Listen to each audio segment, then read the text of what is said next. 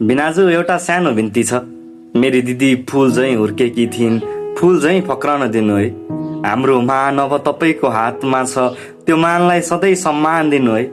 बाले पाले पुण्य मारे पाप भन्थे, मार्न त दूरको कुरा भयो, मेरो दिदीको शब्दकोशमा आँसु समेत नराखिदिनु है। मेरी दिदी लजाउँदै डराउँदै हजुरको खुट्टा ढोगेकी थिइन्। उनले ढोगेका ती खुट्टा अब मेरो दिदी माथि नै नचलोस् है।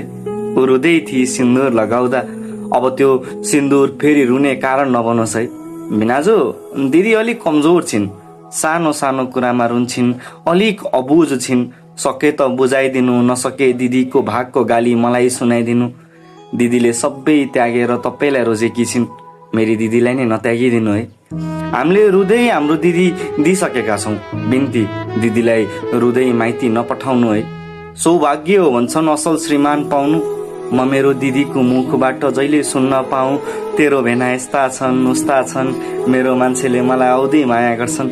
बस यति भए पुग्छ, पर्दैन हामीलाई केही दिन, राम्ररी बोलिदिए पुग्छ।